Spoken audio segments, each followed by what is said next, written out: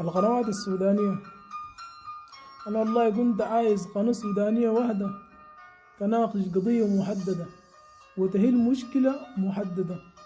حتى النقد اللي بقدمه ما عنده علاقة بالواقع وما عنده علاقة بالحقائق عادية نهائيا، كله يعني تحيز تأكيدي وكله مخالطات وكله تفاصيل ما عندها أي علاقة بالقضية اللي أصلا هو عايز يتكلم عنها.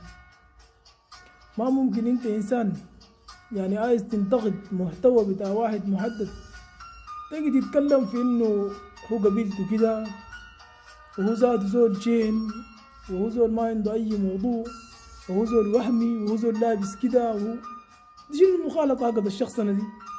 انت مالك مال الكيان حقه، مالك مال الشخصية حقته، ومالك مال القبيلة ولا اللون بتاعه. انت الحاجات دي مالك ومالك يا اخي. انتقد المحتوى بتاعه والموضوع منتهي يا حبيبنا. انت المحتوى اللي بتقدمه ده واحد اتنين تلاتة محتوى بيض وما عنده علاقة يعني بالفايدة وبالعلم والفلسفة ولا بعد بقول له اي حاجة. يعني قول له المحتوى بتاعك ده نحن ما مستفيدين منه اي حاجة. حاول بدل المحتوى بتاعك ده لمحتوى اجمل الناس تحاول تستفيد منه.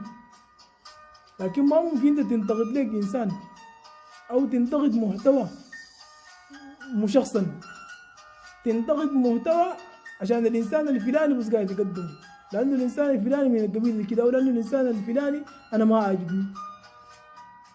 يا حبايبنا ما في انسان مولود ولا عشان يوجب بانسان تاني. وانا كمحمود ما بيهمني انت لو موجب بي ولا ما اوجبت بي يا زول، دي مسألة شخصية بينك وبين نفسك يا زول. لكن لما عايز تنتقد المحتوى اللي انا قاعد اقدمه انتقده بمنطق، فككوا فلسفوا، اعمل له موضوع بتاع ابستمولوجي. ده شنو انا محمود يعني تفاصيله كده ما عنده موضوع، خلاص انا المحتوى بتاعه كله ما عنده موضوع. وضح للناس المحتوى ده ما عنده موضوع، ماله محتوى تافه، محتوى قاعد الانسان المحتوى اللي قاعد يبثه ده محتوى تحميشي، محتوى قبلي، محتوى ما عنده اي موضوع، كلام همبلول ساكت. قول للناس دي حاجه خليها تفهم. لكن ما ممكن بس تنك زي 30 ساعه لب لب لب لب لب لب لب لب محتوى انت اصلا ما قلت اي حاجه للناس تفهمها.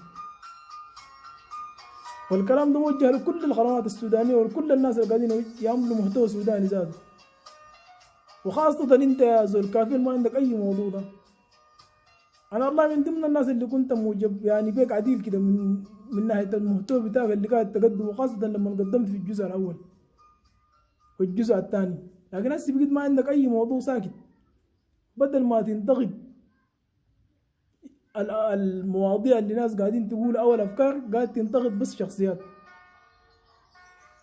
وانت فاهم الموضوع ده كده كويس، لانك بيت نفسك، واي انسان بيبي نفسه يا هو ببقى زي ده.